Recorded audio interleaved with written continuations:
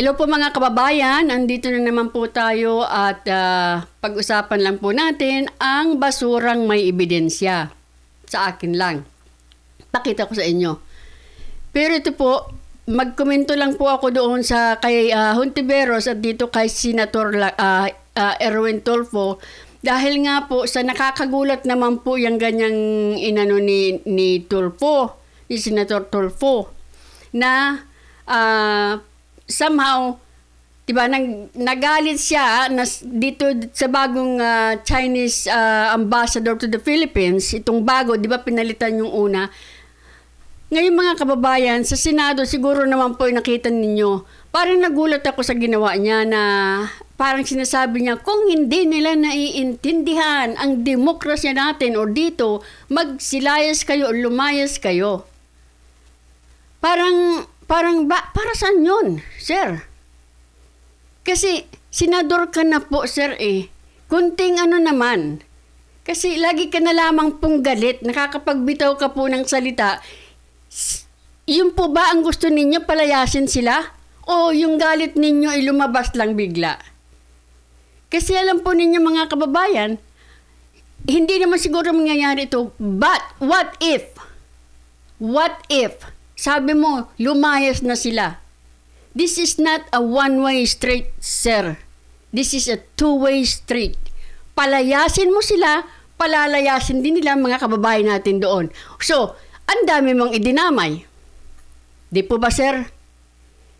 Yan ang problema. Wala ka na po kasi sa titre, wala ka na po sa isumbong mo kay Tulfo, wala ka na po doon sa labas na meron ka mga sinisigaw-sigawan at marami kang nababanat-banatan na maraming natatakot sa inyo. Senador ka na po.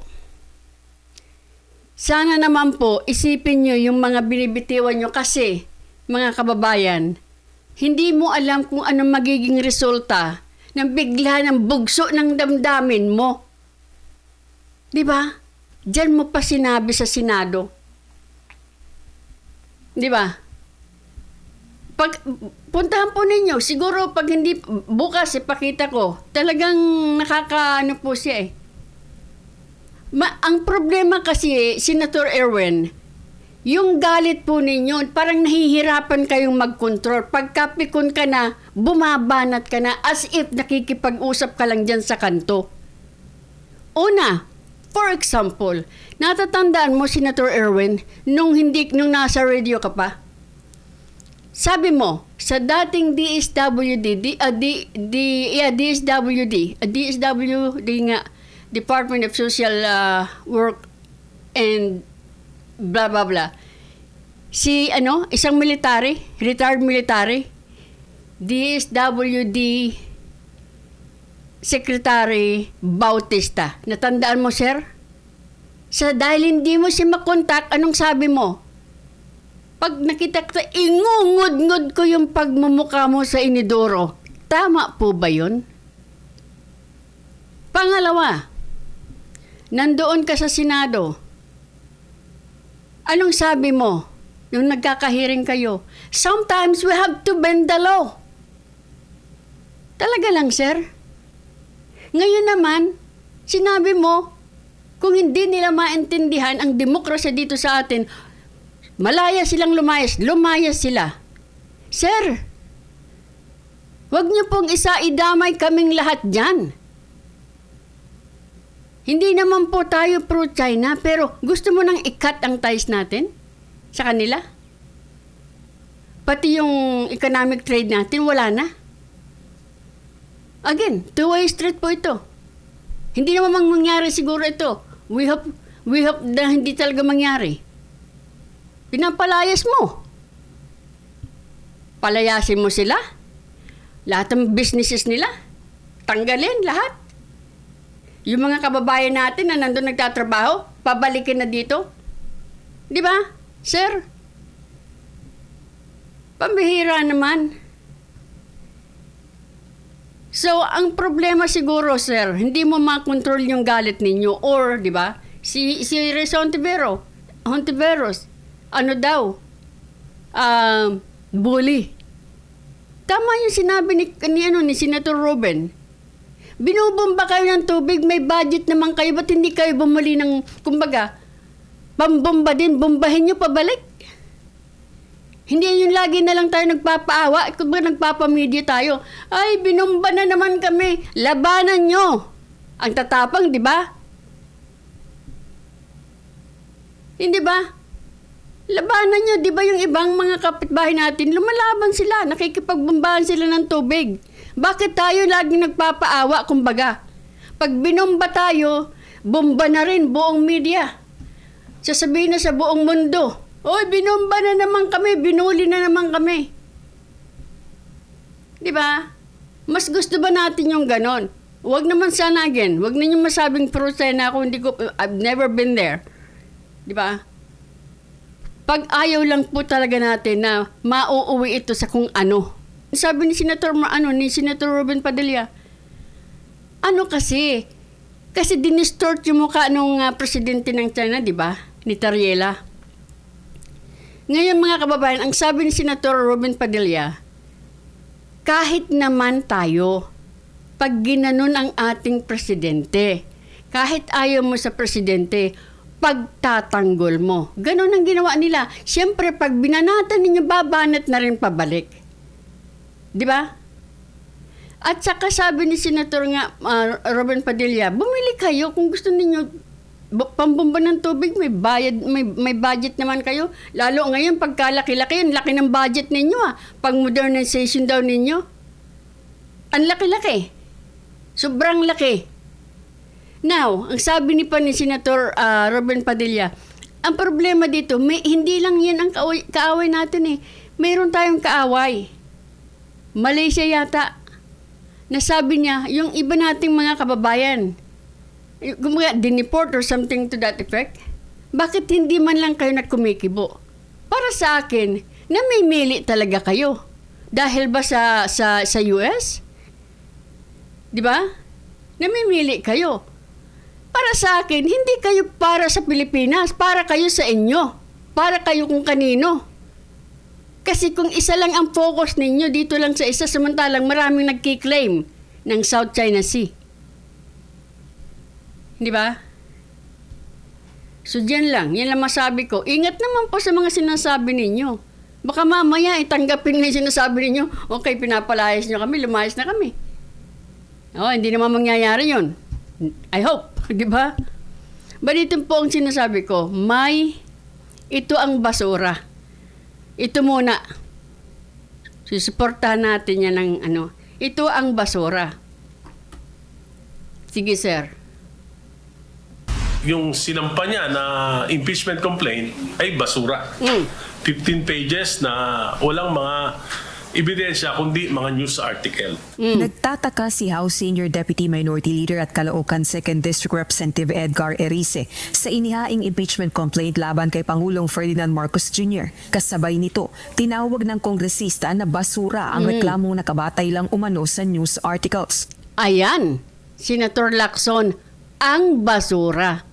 Paglabag sa saligang batas, graft and corruption at pagtataksil sa tiwala ng publiko ang grounds na nasabing reklamong impeachment laban sa presidente. Sa tingin ko ay hindi ito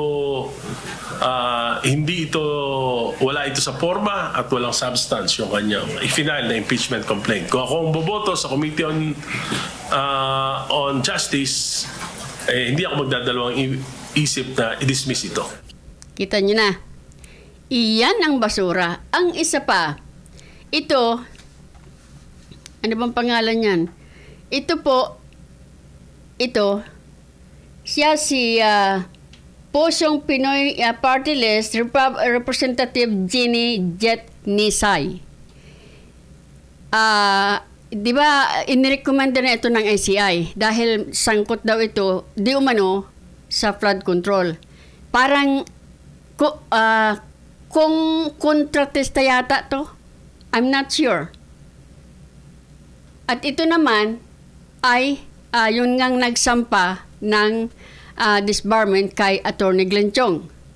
So, para talaga nung una pa man, naisip na natin hindi tayo kongresista, hindi tayo abogado, wala tayong kaalam-alam dyan, pero kita na natin ang ginawa. magsasampa ka ng mabibigat na ano na ground tapos hindi mo susuportahan.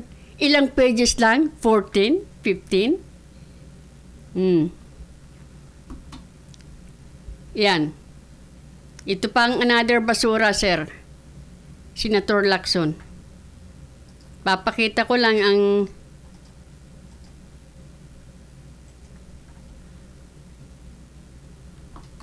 go, sir. Sir, pwedeng pa-elaborate lang? Sabi niyo po, wala sa forma at walang substance yung kanyang i-final na impeachment complaint ni Andre. Yes, kasi ano yun, no, yung nakita ko, ay, ito yung mga Alam niyo na to, di ba? Impeachment laban kay Marcos to. articles niya, no? Pakinggan To niyo. be accurate, babasahin ko.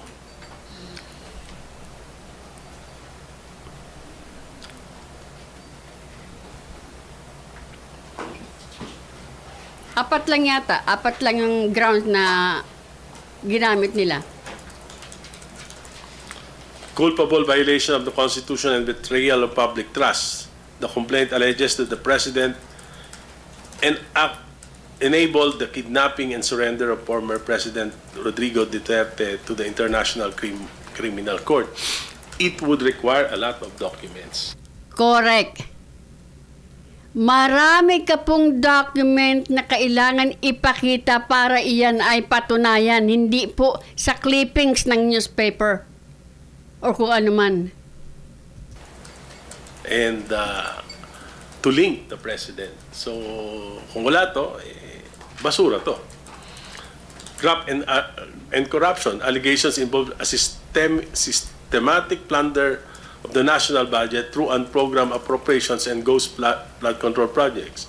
It specifically cites a claim of 100 billion insertions in the 2025 budget for kickbacks. Ito yung sinabi ni Saldico. Wala naman dito si Saldico. Wala naman mga affidavit si Saldico. So, basura to. Unfitness for office, yung tungkol sa pagiging drug addict. No way naman na mapuprove to dahil hindi naman pwede natin pilitin si Presidente na magpa-drug test. At hindi naman pwede maging ebidensya yung testimony ni nung kanyang kapatid. So, basura ulit to. Abuse of power. The complaint alleges the creation of an independent commission for infrastructure was weaponized move and political allies and target enemies. I don't think that this is a impeachable offense. And number 5, failure to exercise veto power. Ito, pwede ito. Pwede ito. Pero you have to attach a lot of documents. In fact, piniprepare ko sa study ko yung tungkol dito sa mga diversions and amendments and insertions. Piniprepare ko sa study ko yung tungkol dun sa yung effect nung yung general provision number 91, yung nailipat yung PDIC funds saka yung PhilHealth. yung PhilHealth funds yung study baka kulang yung 50 pages. So ito yung buong complaint, 15 pages. I don't think that the complainant can prove the guilt of the President with just 15 these pages. news articles as evidences. Si Kong Adyong, sinabi po niya yung impeachment complaint against BBM is dead on arrival na po sa Kamara. Correct. Sinabi po niya, it is weak, unsupported by credible evidence, and unlikely to move forward in the House. Do you I share agree. the same? I agree. Kindly explain. Diba? Basura. Iyan po ang basura. Dito po ang take ko, mga kababayan. Parang sinadya nyo talaga ito para ma-inoculate yung 1-year bar rule. Yang mga kababayan ay parang niluloko nyo na naman ang taong bayan. 'Di ba? Wala nang mapagsumbungan ng taong bayan. Kayo na naman ang nauna, tapos ganyan. At pangalawang basura pa na hindi tinanggap yung ibang impeachment complaint. Yan po ay basura talaga. Basurang asal yan. Grabe kayo. Yan po ay basura, mga kababayan, sa totoo lang. Another basura na masasabi ko, ito. Lipat na tayo sa iba. Yun po yung sa impeachment complaint. Niloko nyo na nga noon binilisan ninyo, di umano, nagbayad pa kayo ng pera para pumirma yung mga tao para pa-impeach si VP Sara. Bakit ganyan? Yan na lamang po ang ginagawa ninyo the whole time.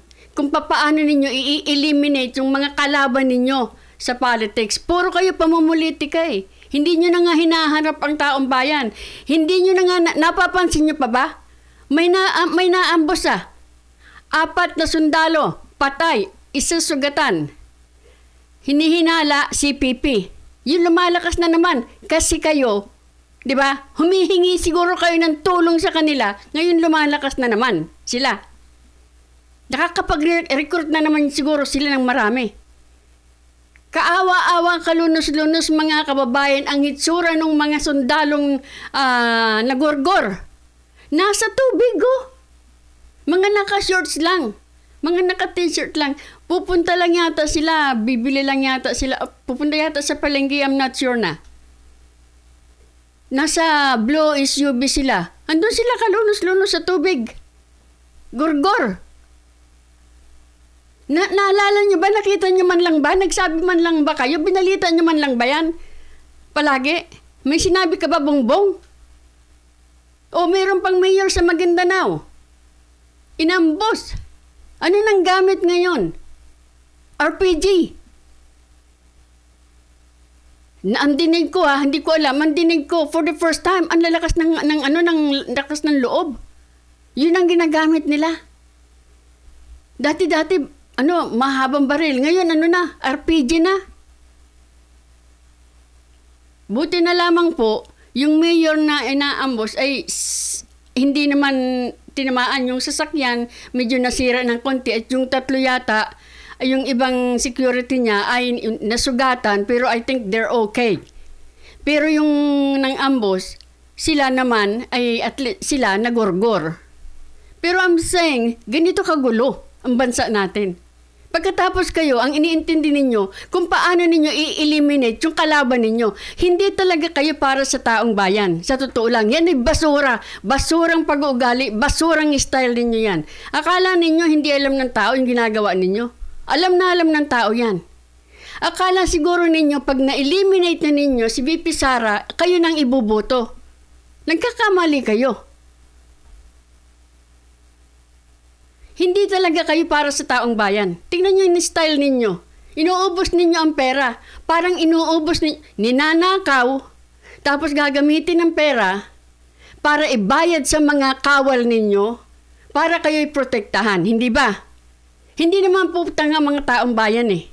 Nakikita na yan eh. Ang tagal-tagal nyo lang nag-iimbestiga dyan sa ICI. Ang dami dyan. Sila Sir Jesus Duque ba yun?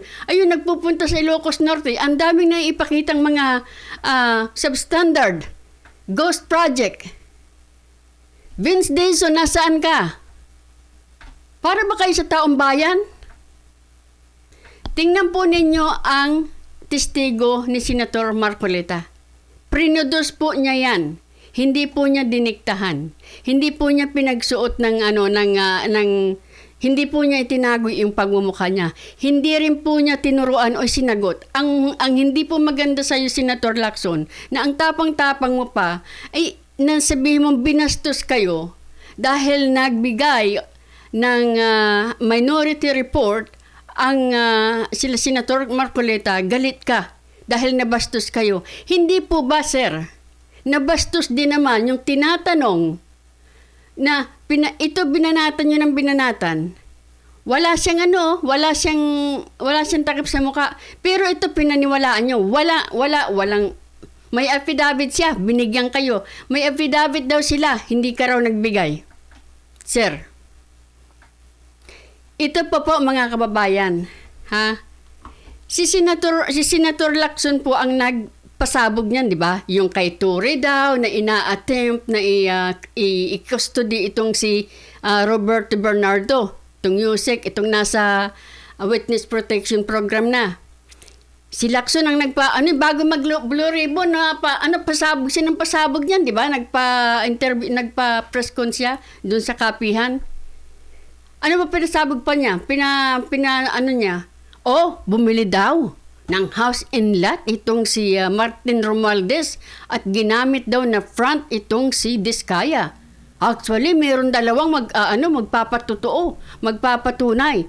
Ikaw ang nagpasabog, ikaw ang nag-produce ng resource person. Pagdating sa Senado, ikaw pa rin ang sasagot sa mga katanungan sa kanila. Tapos sasabihin mo, si Senator Marcolita ang bastos. O sila ang minority leader ang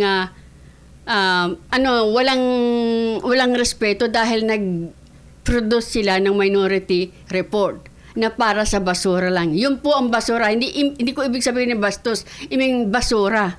Dahil yun ang sinasabi. Ito po yun, mga kababayan. Ang sinasabi ko. Kung hindi pa ninyo natatandaan, sige po. Diskaya Romualdez issue, then we'll excuse them already. Mr. Chair, gusto ko sanang Ayan. magtanong lang sana Sige, kung go ahead. papayag ka. Of course. Yung tungkol dun sa Tamarid House sa South Forbes, yung binabanggit mo kanina, di ba? And then you were asking for some parang leeway in terms of a few days para i-vacate ninyo because you're not yet ready with all the things that you need to move out, di ba? Sino yung may-ari ba talaga nung bahay na yon? Your Honor, hindi po kami aware kung sino po yung owner mismo, but we are... I will answer that. Ang may-ari po dati, Doris Magsaysay Ho. And you were there as what? Staff ng tenant. May tenant kasi si Sagot na naman. Doris Magsaysay Ho na sila nakatira, silang staff. So nung nabenta, existing pa yata yung lease contract, so hindi sila umaalis. Pero pinipilit silang umalis nung bagong owner. And allegedly, ang bagong owner is Martin No. Romualdez. Yun ang sinasabi. Yun ang sinasabi mo kanina. Yes. Sagot na naman. Referring to Diskaya. No, let's based on documents, yung bahay na ibenta sa isang corporation, Golden Peasant Holdings Corporation. Incidentally, the major stockholder, also used to sit in the board of at least 2 corporations associated with the former speaker. Ito yung Benguet Corporation. I think mining yata ito. Yung isa yung may joint venture sa ABS-CBN. Dito yung pangalan. Teka. Romualdez something. And another one, I think Mark Venture something. At saka treasurer siya doon sa, yung media company owned by Romualdez. Kasi Romualdez Media something na may joint venture sa ABS-CBN. So yun ang association. So, no, we're not trying to implicate the former speaker. Hindi tayo course. nagta-target dito. Dumating lang sa ating attention, but we cannot disregard because sabi ko nga, there were persistent reports. Kita niyo na po, did you notice, kiniklear na niya na hindi raw natin ini-implicate kasi sinabi na nga talaga niyang wala daw naman talagang nakaka-implicate dito kay Martin Romualdez. Hindi ko po alam kung bakit pa ulit-ulit niya, lagi niya sinasabing walang naka-implicate. Wala. Si Sergeant Cutesa lang. Kaya lang, si Sergeant Cutesa hindi na nagpapakita. Hindi ko po talaga maintindihan yan. Na ang initial information nga sa pangalan ni Diskaya or kay Diskaya na ibenta. So it appears now na hindi totoo kasi ang naging role lang allegedly ni Carla Diskaya, yun nga, dumating siya doon February or January at sinasabihan sila, umalis na kayo dyan. So yun lang ang pinagtataka natin. So hindi naman ito enough to implicate or to implead Yan na the naman. former speaker. But this is something that the OJ or the Ombudsman or the Ombudsman can follow through. We are only providing a lead for whatever it is worth. Yun lang ang purpose dito. Sino Because talaga if you really sumagot? want to go after the so-called, sabi nyo nga, wag yung sapsap at saka mga dilis. Hanapin yung malaking isda. And this is the direction that we are taking. But I repeat, hindi ito enough, itong information is not enough to implicate, not even implicate the former speaker. Diba? Ayan na naman. This is just, we may just consider this as a lead kasi merong connection. But of course, dininay naman ni Carla Diskaya, so let's leave it at that. So with that, Diba, mga kababayan? Ayan sinasabi. Tanong ng tanong si Senator Marcoleta. Mahaba-haba pa yan, pero gusto ko lang ipakita din ito eh. Ito rin pa rin po, para sa akin po ay, ito ay basura pa rin. Ito. Tanda mo to, Senator Lacson? Noong sinabi ni Congressman Saldico na nagpa-insert. Wag nating kakalimutan itong mga kababayan. Ang dami pong nangyayari. Now, they're hoping na makakalimutan po natin ang mga nagnanakaw ng more than 1 trillion in 3 years sa pera ng bayan. At ngayon, ang daming mga nangyayari. Mayroong kuno daw, itong may diverticulitis si Bongbong, may this, may that, masipag daw, hindi na natutulog. But anyway, ito po sinabi, di ba? 100 billion di umanong insertion na ginawa nitong si Bongbong Marcos, sabi ni Congressman Saldi, right? Tapos sabi dito nito ni Senator Lacson, yung sinabi ni Saldico on social media as posted na nag-deliver siya ng 25 billion representing the 25% commission di umano para kay Presidente, that I will attest na hindi totoo yun talaga, hindi totoo. Yun talaga, absolutely untrue or completely false. Anong ibig sabihin sa inyo niyan? Pag sinabi sa inyo, absolutely, once na may absolutely ka na dyan, absolutely, you know, you were there. Meron kang personal knowledge. Nandun ka po ba, sir? Ba't ganon? Di ba? Completely false. Absolutely untrue. Yan po, mga kababayan. So, nagtatanong ako, bakit ganun ang sagot mo, sir? Di ba? Ito pa. Baka naman gustong, ito pa po. Baka kasi, ito pa. Sabi dito, kahit sinabi na po, ni Tubi Chanko, January 12, sabi niya, ang unang, sabi nito ni Lacson, sa katunayan, nababanggit nga si Speaker Romualdez, pero wala namang magagawa ang Senate. Blue Ribbon Committee. Kasi, di ba, sinabi ko kung saan kami dadalhin ng ebidensya, doon kami pupunta. Wala naman talagang direksyong nag-implicate kay Speaker Romualdez, kundi si Gutesa. Hindi ko po alam kung bakit paulit-ulit niyang sinasabi niyan. Talagang sinasabi niya paulit-ulit. Kahit na sabi nito ni Congressman Toby Tiangco, ang unang sabi ni PBBM, Martin, kayo ni Saldi, ilang bahay ba ang gusto ninyo sa Forbes Park? Ilang eroplano, helicopter ba ang kailangan ninyo? Gaano karaming caviar ba ang kaya ninyong kainin? Ilang Ferrari ang gusto nyo? Meaning to say, mga kababayan, alam ni Bongbong na mayroong ganitong nangyayari. Anong ginawa po ninyo, Bongbong? So, hindi mo po masasabing wala ka pong alam dyan. Because mismong si Toby Chanko nagsabing parang ilan ang gusto ninyong sakmalin. Diba? Ito pa, mayroon pang isa dito. Halos parang pareho pero mayroong iba dito. May iba lang dito ay sabi niya, wala akong naiipagawa dahil kayo ni Saldi, kinukuha nyo yung pera ng Congress. Sir, alam mo na pala yan. Di ba? Oh. Sabi naman ito ni Lacson, halimbawa, si former House Speaker Romualdez, Sa ngayon, as we speak, wala naman talagang direct nag-implicate sa kanya except Gutesa. Matibay sana kung si Gutesa ay nandiyan, napunta sa DOJ, sa ombudsman at nag-affirm ng kaniyang affidavit. Binasa po sa inyo, nanumpa na po sa harapan ninyo.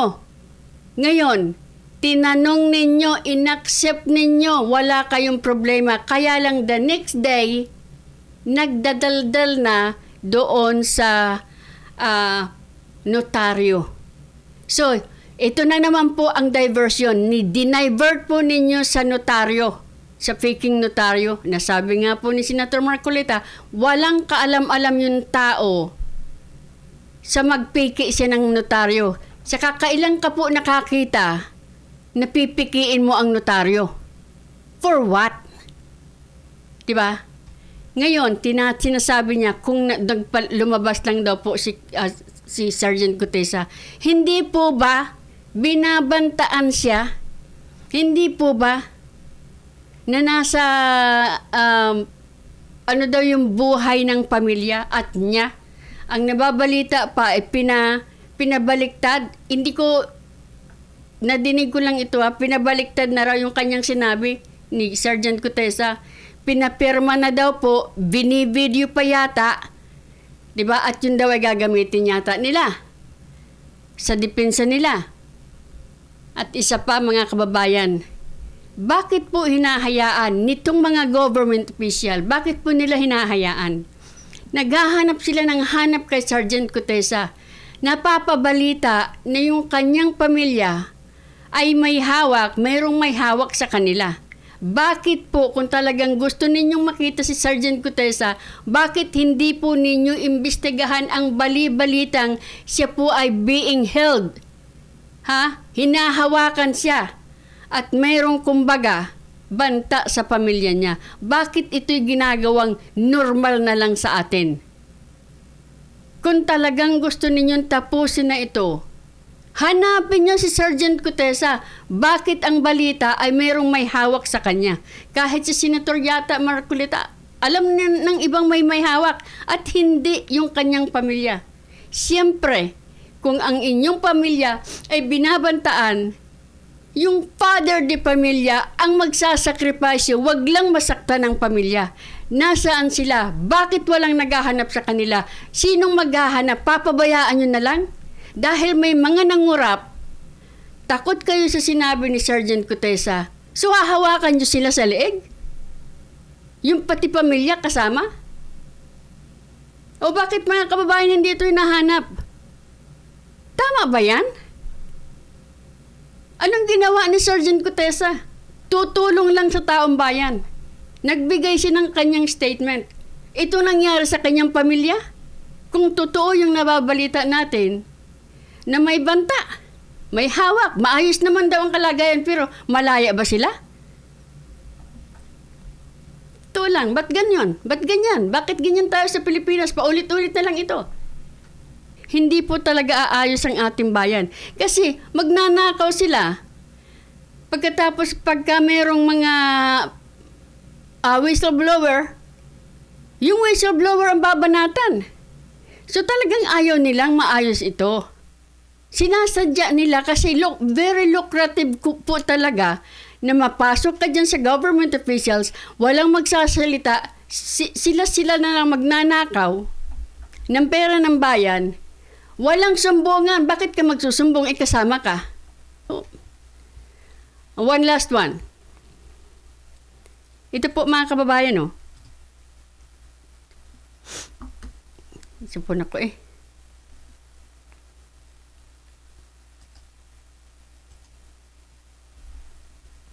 Kilala niyo yan? Resignation rejected. DOJ executive tag as Marcos Bagman's return to work. Tandaan po ninyo si Jojo Cadiz? Ang sinasabing di umanong Bagman ni Bongbong. Malawak po, mahaba ang tayo nila dito. Noong senador pa itong si Marcos, magkasama na sila. Now, nabanggit din po yan ni Congressman Saldico. Diba? nabanggit din po yan. Ngayon mga kababayan, nung nabanggit ni Saldico yan, bigla siyang nawala. Parang kumbaga nagbakasyon. Tapos biglang narinig natin, nag-resign na daw. Mamaya isang buwan ulit, nagbalik na. Kita yung pinagagagawa. Pero sila Ramon Revilla, yung iba-iba na maliliit, si Ramon Revilla, hindi ko po alam, di natin alam kung meron nga ano yan. Pero wala po silang napapahuli na malaking isda. So iniikot-ikot tayo, kala nila malilibang nila tayo kay Bong Revilla, o malaki na yan, no? Malaki ba yan?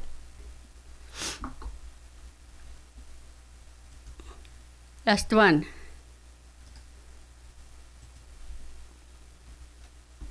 Again. Iyan. 3 ang mga nakaturo sa kanya. Hanggang ngayon, ayaw mong ipatawag. Naririnig ko mga kababayan, ipapatawag daw. Papatawag daw. Ay, kailan naman yung blue ribbon na yan? Di ba? Oh. Sa totoo lang, ang daming basura. At gusto ko lang uling basahin ito kasi mga kababayan, yung pagmamaktol nitong si Soto at nitong si Lacson dahil sa Minority Report. Dahil siguro nabanggit doon, yun nga, si Martin Romualdez na naman.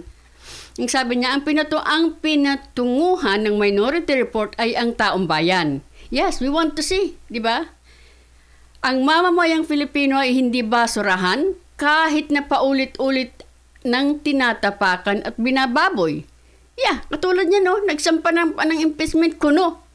Yung pala naman, bagay na hindi naman pala tatanggapin nga, ibabasura kasi hindi kumpleto. Wala akong alam na basurahan, hindi ako ang may basurang pinagtatakpan. Ayokong patulan ang usapang respeto. Kung may pinakamalaking bastusan dito, yun ay pambabastos sa talino at pangunawa ng Pilipino. Correct ka dyan.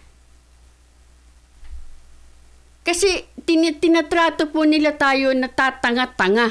Sa totoo lang. Kita mo ginagawa nila, pinaikot-ikot, maglagay kayo dyan, maglabas kayo ng something. Para yun ang pag-usapan. Pinag-uusapan ngayon, impeachment ni VP Sara, ni Bongbong Marcos, tapos yung pagiging pagka-hospitalized daw kuno ni Bongbong. Nandoon tayo, di ba? Biro mo mga kababayan, ito pa ang nakakaano. Biro mo, sabi nila, kailangan nilang ipa-impeach si VP Sara dahil kailangan ng accountability. Meron kayong napansin? Accountability daw po. 125 million accountability doon sa confidential fund. Sino pong humihingi ng accountability? Yung mga hinayupak na mga congressman na inaalis na nagnakaw ng mga kontratista ng pera ng bayan. Nasaan yung accountability nila? Accountability na hula lamang nila na nilustay daw ni VP Sara ang 125 million. Now, humihingi ng accountability kay VP Sara na known, kilalang hindi corrupt, kilalang hindi magnanakaw, walang flood control, walang insertion. Ang humihingi ng accountability ay yung mga hinayupak nga na mga tinuturo na merong kinalaman sa flood control, insertion at corruption sa taong bayan. Kita niyo na-notice ninyo yan? Accountability. 125 million? Sabihin na natin 6 million, 7 million or something. Wala pong 1 trillion yan. So, accountability ng 1 or 6 million or 600 million o kung ano pa man yan versus mahigit 1 trillion. Yun yung mga naghihingi ng accountability daw.